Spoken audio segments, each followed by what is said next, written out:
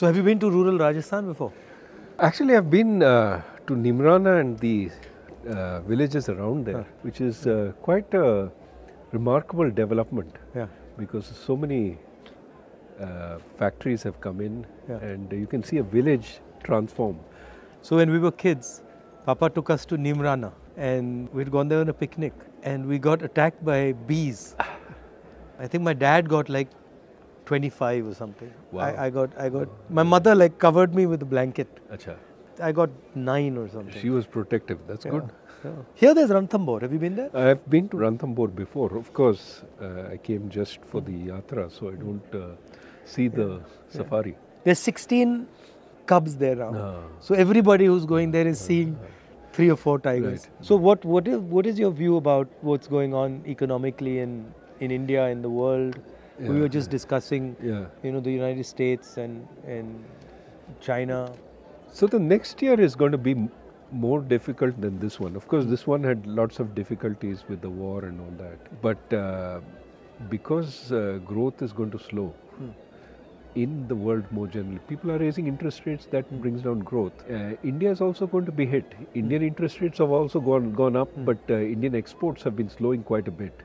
And India's inflation problem is more a commodity inflation problem, vegetable inflation problem. And that is also going to be negative for growth. So I think that we would be lucky if we do 5% next year.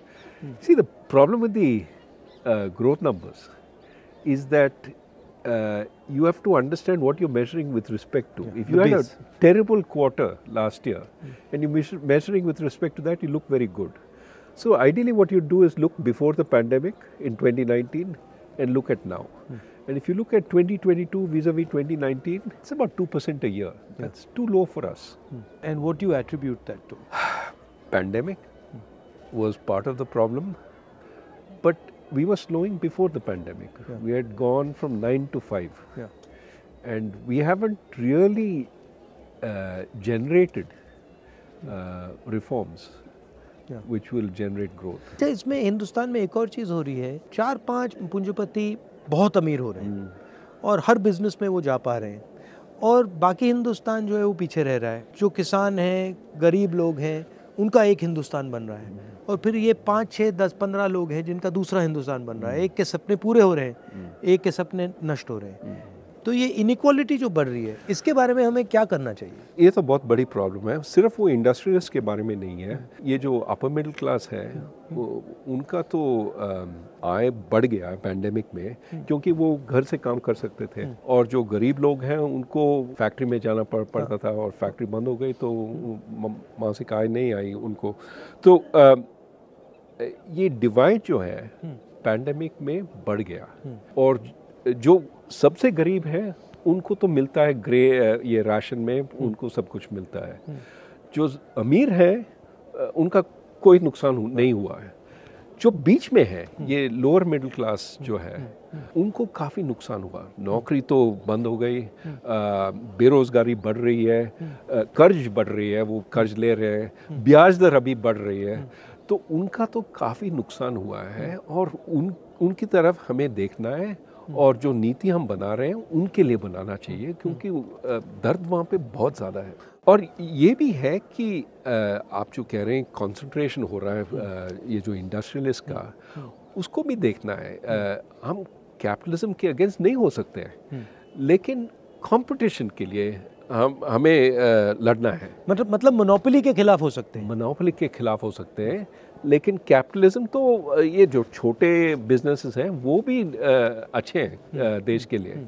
बड़े business भी अच्छे हैं, लेकिन monopoly अच्छा नहीं है. रोजगार agriculture sector से भी मिल सकता है. तो उसमें फूड प्रोसेसिंग है, उसमें कोल्ड चेन है, उसमें फ्रूट्स एंड वेजिटेबल्स का एक्सपोर्ट है, वो सब है. तो सेकंड ग्रीन रेवोल्यूशन भी हो सकता है, आपका कहना है? सेकेंड ग्रीन, एक नए तरीका का ग्रीन, नए तरीका का vegetables, milk, dairy products, poultry, ये सब हो सकता है. और प्रोसेसिंग करना है यहाँ पे, क्योंकि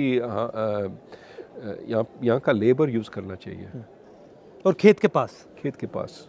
और मेरे ख्याल में उसका भी एक ग्रीन कंपोनेंट है. अगर आप सब ये प्रोसेसिंग खेत के पास करते हैं, जो आप इधर उधर बेच देंगे उसका वेट भी काफ़ी कम हो जाएगा ना, तो इसलिए एनर्जी कंजम्पशन भी कम हो जाएगा।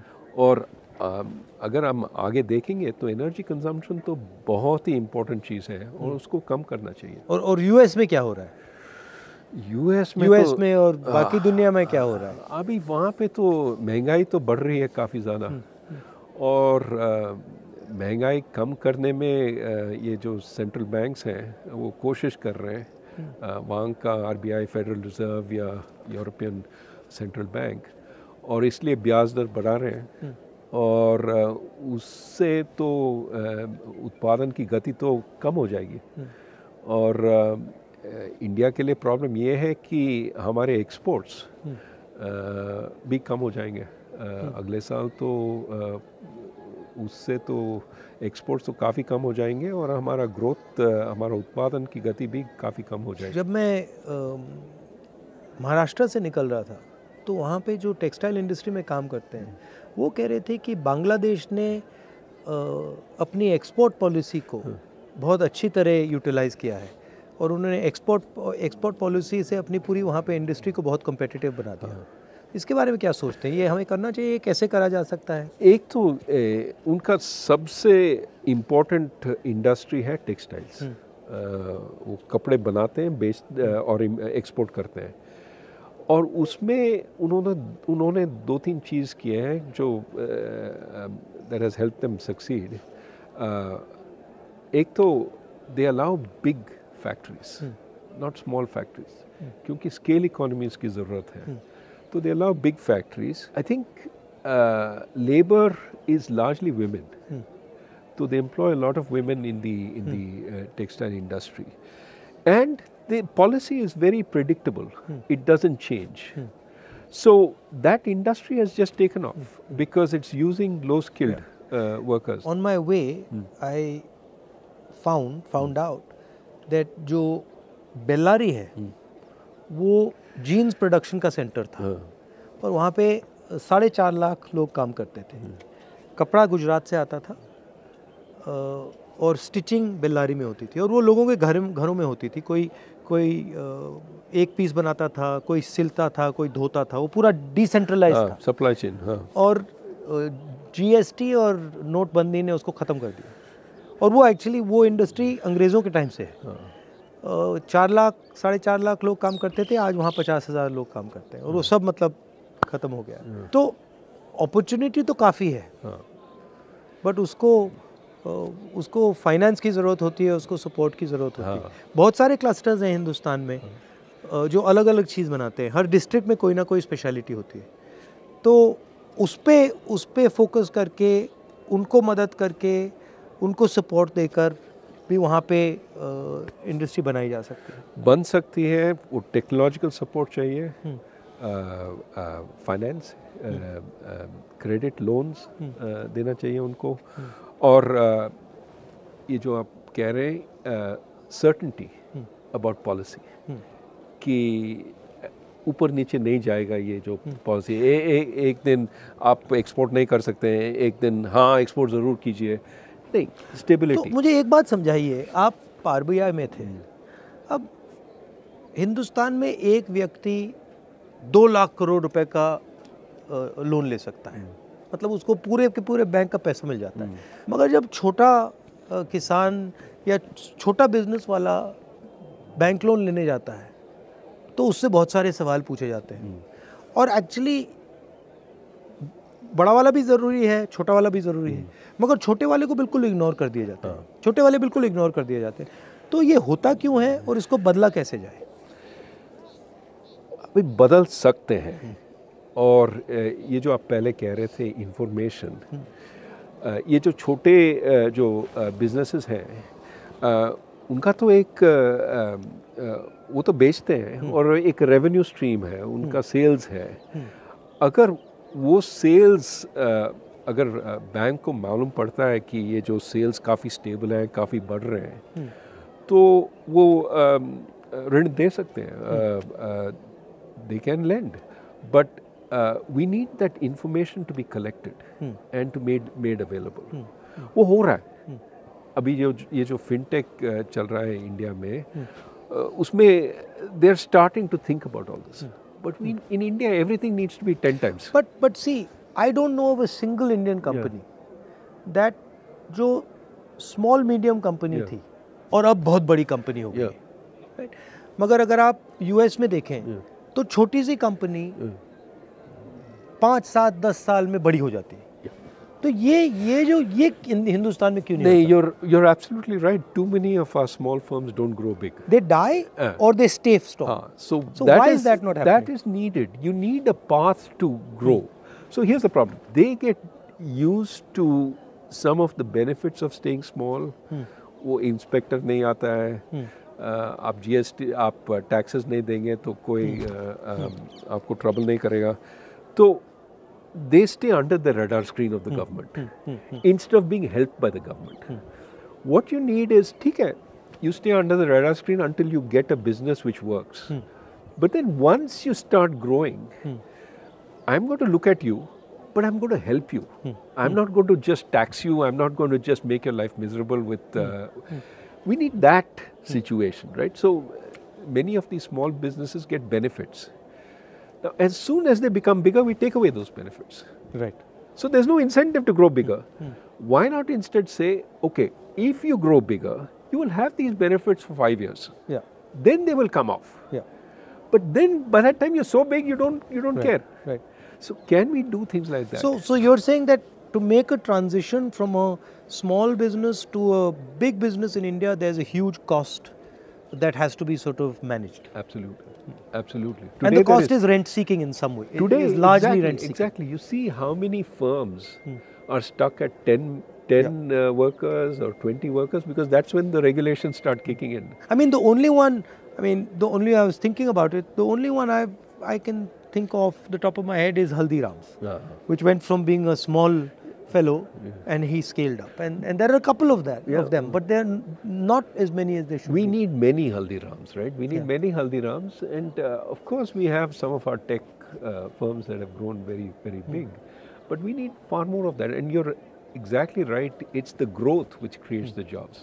Small firms by themselves don't create so many jobs, it's when they grow that they create so many jobs. We need to make that possible. अच्छा, बहुत सारे किसान मुझे कहते हैं कि जैसे ही उनकी फसल आती है वैसे ही commerce ministry export import policy को ट्विक कर देती है और उनके दाम उसी दिन गिरते हैं जब उनकी फसल उनके हाथ में आती है. ये तो बहुत बड़ी प्रॉब्लम है.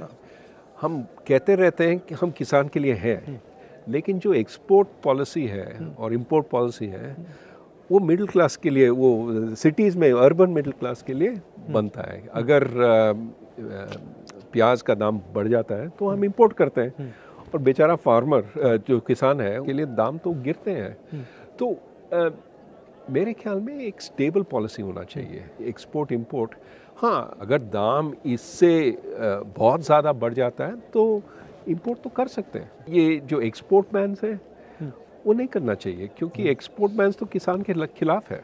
अगर आप किसान को कहते हैं कि आप एक्सपोर्ट नहीं कर सकते हैं तो डोमेस्टिक मार्केट में उनको बेचना पड़ता है और दाम तो कुछ नहीं मिलता. So how does one think about this unemployment issue, because it's everywhere. You know, I speak to kids and I ask them what you want to do, and they only answer five things. You know, lawyer, doctor, IAS, military, engineer. And so the imagination is, for most kids in India, is that we can only do these 5 things. And then the other thing is, most of them are not hopeful of getting even those jobs. नहीं, बेरोजगारी तो बहुत बड़ी problem है. और बात यह है कि लोग सिर्फ सरकारी नौकरी चाहते हैं क्योंकि उसमें पेंशन है, ये है, वो है और सिक्योरिटी है. और वो ढूंढते हैं, इम्तहान देते रहते हैं. और आप जानते हैं कि बहुत ही कम लोग सरकार में काम कर सकते हैं. अगर आप पूरे जो नौकरी है सरकार में आप उनको अगर ओपन भी करते हैं तो ज़्यादा से ज़्यादा 1% 2% वहाँ पे एम्प्लॉय हो जाएंगे. तो इसलिए मेरे ख्याल में हमें प्राइवेट सेक्टर को बढ़ाना है, क्योंकि वहाँ पे नौकरी रोज़गारी आगे बढ़ा सकते हैं वहाँ पे. और एक तो प्राइवेट सेक्टर, एक एग्रीकल्चर में अगर हम टेक्नोलॉजी ले आते हैं वहाँ पे तो वहाँ पे भी नौकरी पैदा हो सकते हैं। और ये जो फॉर्मल सेक्टर है हम सिर्फ मैन्युफैक्चरिंग को देख रहे हैं, ये PLI स्कीम वगैरह, लेकिन हमें सर्विसेज को भी देखना है कि क्योंकि सर्विसेज में नौकरी काफ़ी ज़्यादा नौकरी पैदा हो सकती है। और आप पहले कह रहे थे कि अब एक नए तरीके की सर्विसेज की नौकरी आ रही है। ज़रूर, आजकल ये जो कंसल्टिंग फर्म्स हैं वो पहले अमेरिका में बेचते थे अपने सर्विसेज और इंडिया में बैक ऑफिस का काम करते थे, ये पावर पॉइंट प्रेजेंटेशन ये वो। आजकल वो इंडिया में कंसल्टेंट्स एम्प्लॉय कर रहे हैं, वो कंसल्टेंट्स काम कर रहे हैं जैसे कि वो अमेरिका में हैं और प्रेजेंटेशंस दे रहे हैं जूम पे। They are actually as if they are working in America, which means they get much higher salaries. But इसके लिए अंग्रेजी की ज़रूरत है। अंग्रेजी की ज़रूरत है और हायर एजुकेशन की ज़रूरत है। और हायर एजुकेशन के लिए प्राइमरी एजुकेशन चाहिए, सेकेंडरी एजुकेशन चाहिए। तो अभी आप जानते हैं ये पैंडेमिक हुआ है और काफ़ी सारे बच्चे अभी स्कूल नहीं गए, 2 साल के लिए नहीं गए। ना सिर्फ सीखे नहीं 2 साल के लिए, लेकिन भूल भी गए। तो अभी देर 3 years behind there class, time ज़ाया हो गया उनका। हाँ, तो अब क्या करेंगे, हम उनको वापस ले आते हैं और we don't take into account कि they not able to deal with the class there in. So the problem is we're going to suffer. These kids are not going to be able to do the high quality work. So we have to pay a lot more attention to education. One of the things that I'm noticing while I'm walking is what's being done to the small and medium businesses in this country. And the backbone of employment in the country, and all of them are complaining, and they're complaining of an unfair GST, they're complaining of course of demonetization, COVID, but they're also complaining of no support for small businesses, and most of them can't ever imagine transforming from a small business to a big business. That just, it's not even in their mind. Like I asked them, so do you see yourself actually scaling up? And they're like, well, no, that's impossible. So how do you think about that issue? No, so we have gone about this process of maybe unintended formalization. Demonetization forced a lot of companies that were informal to go out of business. GST is forcing a lot of small companies that earlier didn't pay significant taxes. Now it's forcing them to pay taxes, and they're uncompetitive if they start paying taxes. So this dual economy is being shut down. And of course, you need to create some reason for them to become formal. If, for example, they could get more credit from the bank as they became more formal, they could show their receipts, they could show but credit is also very slow right now. So the benefits of formalization are not there, the costs of formalization are there. Right. And so many of them are hurting. Now, what is true is as they shrink, our bigger firms are doing very well because they are occupying some of the space. So in a sense, the inequality between firms is increasing. You look at profitability amongst the big firms, it's very good. And they could also raise money during the pandemic, which our small firms couldn't. What you want is to give the small fellow a chance to sell and not put a whole lot of burden on him. The big fellow can take care of paying the taxes and all that. तो ये अगर आप हिंदुस्तान की history देखें, एक बहुत क्रांतिकारी कदम स्वतंत्रता आंदोलन से आया, उसके बाद हरी क्रांति हुई, उसके बाद सफ़ेद क्रांति हुई, उसके बाद जो कंप्यूटर रेवोल्यूशन हुआ, तो अब क्या रेवोल्यूशन हो सकता है? 2 तरह के रेवोल्यूशन है। एक तो मैं अभी हम बात कर रहे थे सर्विस रेवोल्यूशन। हम यहाँ से अमेरिका में काम कर सकते हैं without going to America. Okay, that is one. जैसे डॉक्टर हैं, they can provide telemedicine services to the US and earn a lot of foreign exchange. Our service exports are 250 billion. Just grow that. That will make us a superpower in exports. So एक वो है।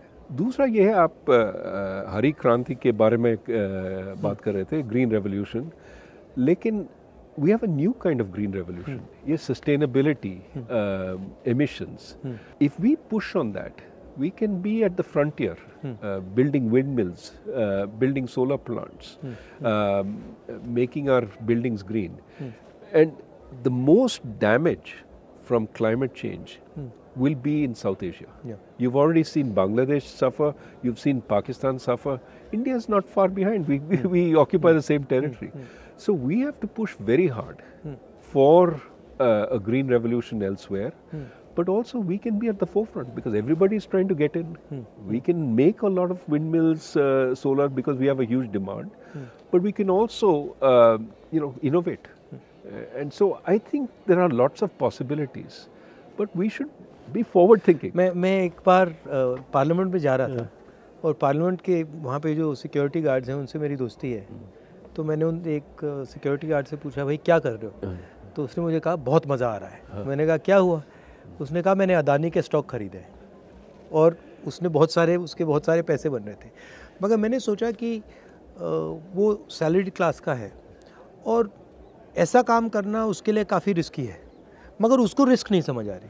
Stock market बढ़ती जा रही है और मैं देखता हूँ टीवी पे देखता हूँ कि एडवर्टीजमेंट्स आते हैं कि भैया स्टॉक मार्केट में इन्वेस्ट करो, और जो सॉर्ट ऑफ रिलेटिवली फाइनेंशियली कमज़ोर लोग हैं वो भी इसमें वो अभी स्पेकुलेट कर रहे हैं, तो इसमें काफ़ी रिस्क होता है। तो इसके बारे में आपकी क्या राय है? जो रिटेल इन्वेस्टर है बिल्कुल नया है और मतलब थोड़ा सा पैसा है उसके पास, वो पूरा का पूरा इसमें डाल रहा है। ज़रूर, वो समझते नहीं है, वो देख रहे हैं कि इसका रिटर्न बहुत ही अच्छा है तो इसमें हम पैसा डालेंगे। लेकिन प्रॉब्लम ये है कि वो एनालाइज नहीं करते कि रिटर्न क्यों है, कहाँ से आया। अभी आप देखते हैं अमेरिका में ये जो क्रिप्टो करेंसी का प्रॉब्लम है, वहाँ पे भी रिटर्न बहुत ही ज़्यादा था।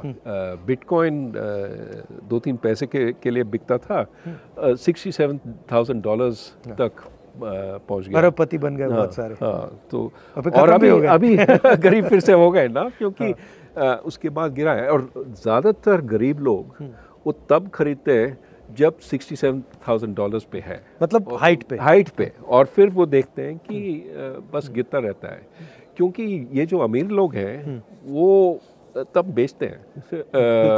और जिनके पास इंफॉर्मेशन नहीं है, जिनके पास वो फाइनेंशियल सोफिस्टिकेशन नहीं है, वो तब खरीदते हैं। मगर ये जो प्रॉब्लम है इन्फॉर्मेशन का प्रॉब्लम, ये हमने स्टॉक मार्केट की बात की, मगर ये इन्फॉर्मेशन का प्रॉब्लम मुझे लगता है, मतलब सड़कों पे चल के मैं सुन रहा हूँ, ये इन्फॉर्मेशन प्रॉब्लम बहुत गहरी है, ख़ास तौर से गरीब लोगों में, किसानों में, गरीब लोगों में। ज़रूर उनको इन्फॉर्मेशन मिलती नहीं है, दी नहीं जाती है। इसलिए हम कहते हैं कि कंज्यूमर प्रोटेक्शन होना चाहिए, कि उनको बताना चाहिए ये तुम्हारे हक हैं, these are your rights, and जो बेचते हैं they cannot violate these rights. Are you enjoying this? It's nice. You like it? How can you not enjoy this view? But also, it's I think you're doing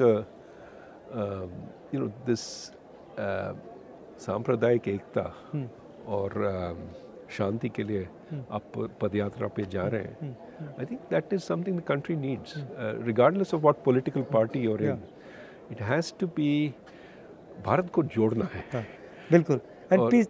और शांति से, भाईचारे से फ़ायदा होता है। और अगर आप सोचेंगे, कोई कह रहा था कि आपने एक भाषण में ये कहा था कि which house can stand when the brothers are fighting? Yeah, it can't. They have to be, you have to have internal harmony to have external security. ये काफ़ी लोग कह रहे हैं हाँ we can fight internally, we will suppress this minority, suppress that, and we will be strong outside. नहीं हो सकता है। नहीं, ये एक बात है, मगर दूसरी बात जो उतनी ही ज़रूरी है कि आज की दुनिया में जहाँ अमेरिका, चाइना, यूक्रेन, सब जगह नफ़रत फैल रही है, उस दुनिया में हिंदुस्तान रास्ता दिखा सकता है। ज़रूर। और हिंदुस्तान बहुत बड़ा रोल प्ले कर सकता है। ज़रूर। और ये हमारी हिस्ट्री है, हमारा ये कल्चर है और ये हमारी स्ट्रेंथ है। या और लोकतंत्र भी हमारा स्ट्रेंथ है। और मेरे ख्याल में काफ़ी लोग, काफ़ी देश हमारी ओर देख रहे हैं कि इंडिया का क्या कहेगी, इंडिया क्या एग्जाम्पल सेट करेगी। और इसलिए हमें सोचना चाहिए कि हम क्या कर रहे हैं और किस दिशा में जा रहे हैं। सध्याच्या परिस्थितीत ताज्या घडामोडी पाहण्यासाठी आमच्या युट्यूब चॅनलला सबस्क्राईब करायला विसरू नका। बातमीच्या सविस्तर माहितीसाठी आपण आपल्या वेबसाईटला भेट द्या। सर्व ताज्या बातम्या पाहण्यासाठी आपण आपलं ऍप डाउनलोडिंग करा। रोजच्या बातम्या वाचण्यासाठी आपण आपल्या ई पेपरला भेट द्या। दैनिक राजस्व आपल्या सगळ्यांना आवाहन करीत आहे की घरी राहा, सुरक्षित राहा।